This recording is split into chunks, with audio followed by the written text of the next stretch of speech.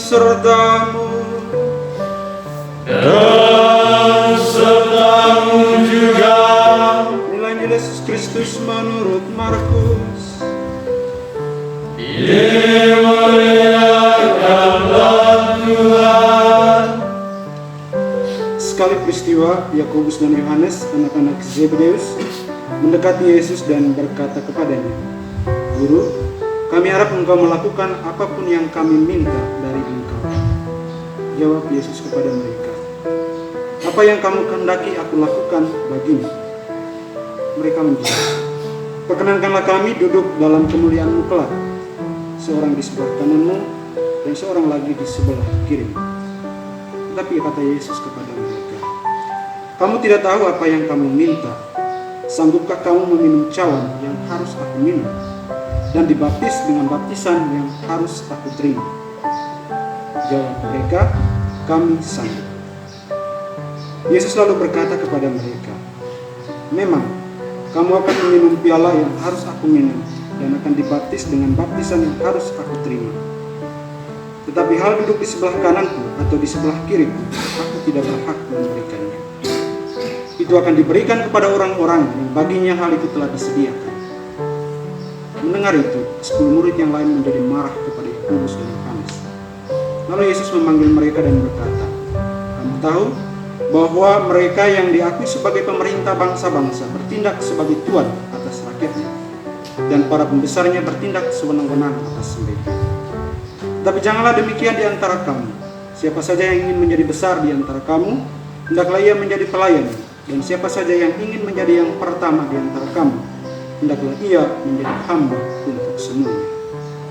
Karena Putra Manusia pun datang bukan untuk dilayani, melainkan untuk melayani, dan untuk memberikan nyawanya menjadi tebusan bagi banyak orang." Demikianlah Injil Tuhan. Terpujilah Kristus.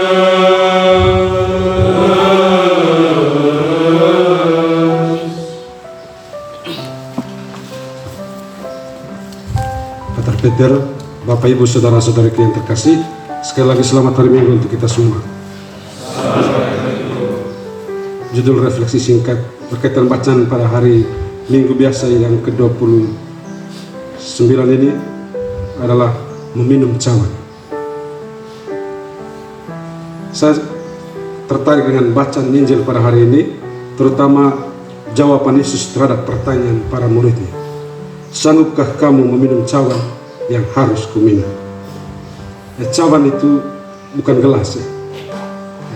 Tapi cawan itu adalah sebuah wadah yang dikhususkan untuk menuang anggur atau untuk meminum anggur. Kalau kopi tidak perlu cawan, Patris, tidak perlu. Itu gelas. Cawan itu biasanya tempat khusus untuk orang meminum anggur, menuangkan anggur dan meminumnya. Oleh karena itu salah satu dewa Yunani namanya Dionysius, dialah dewa mabuk.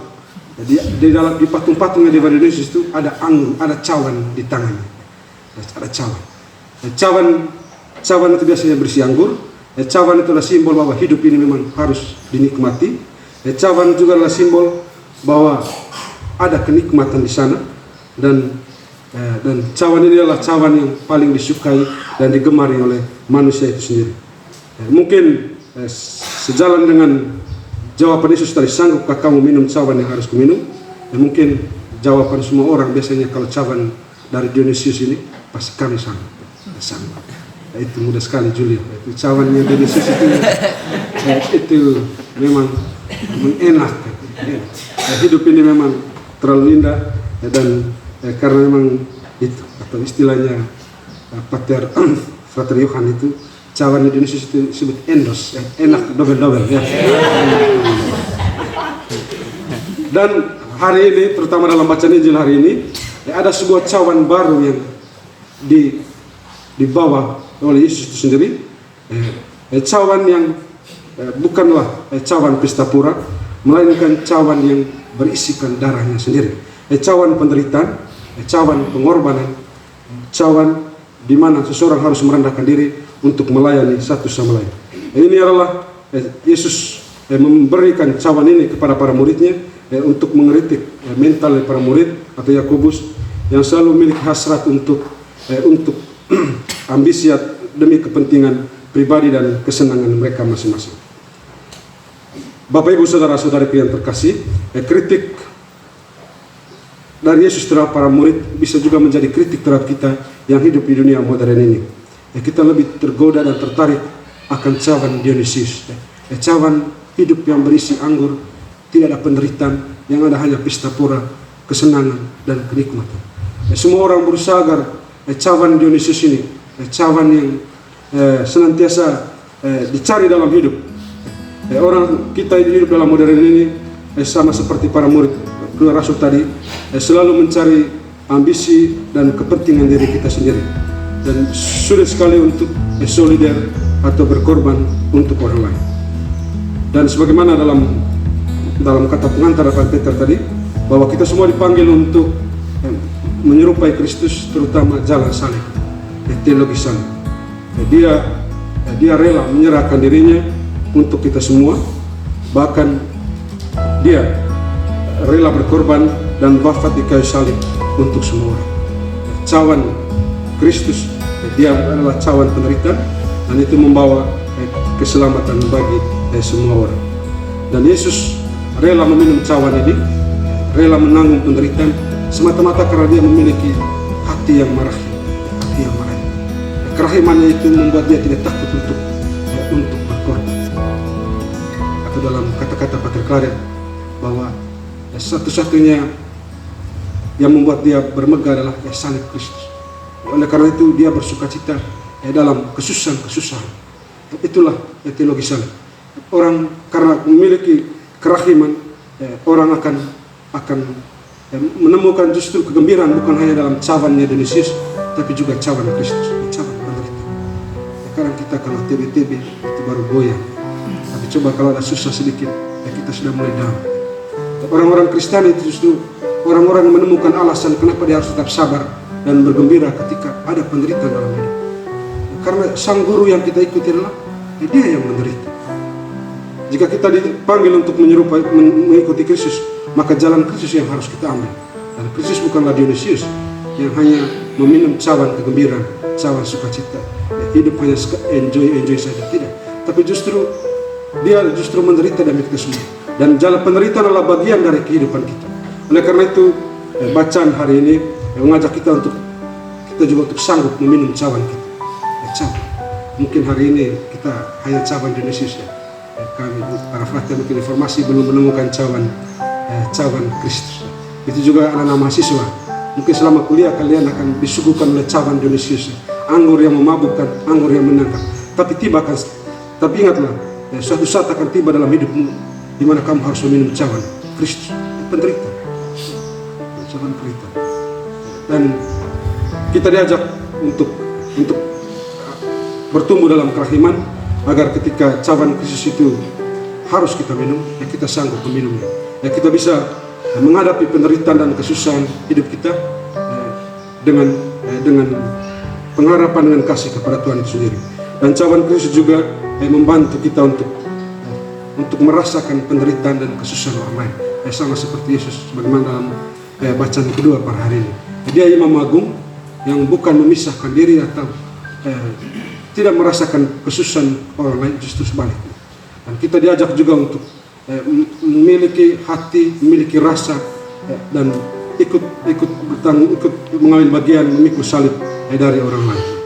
Kita hidup dalam dunia yang kadang setiap orang kadang mencari kehidupannya masing-masing, kadang itu membuat kita lupakan penderitaan orang lain.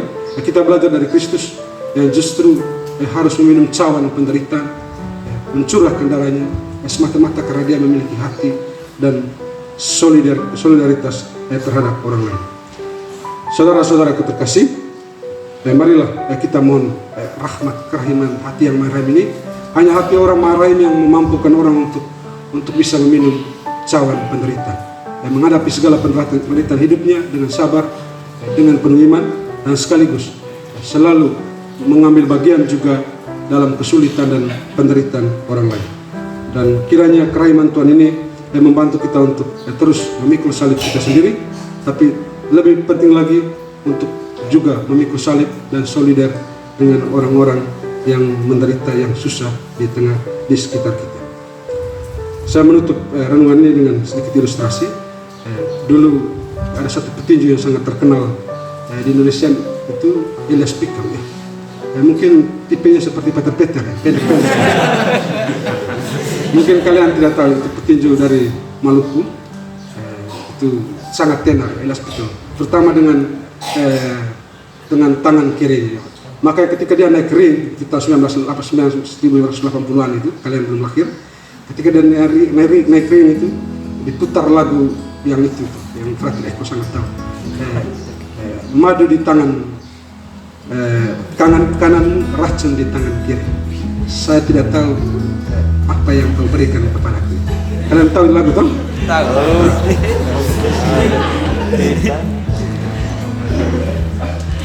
Oke, racun di tangan kiri, madu di tangan kanan. Saya tidak tahu apa yang harus kuberikan kepadamu. Di tangan kita ada dua cawan.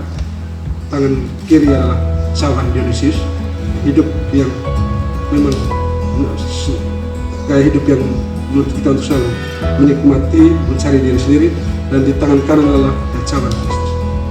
Tergantung bagaimana kita memilih cawan Kristus atau memilih cawan Dionysius. Dan keputusan ada di tangan. Semoga Tuhan memberkati kita semua.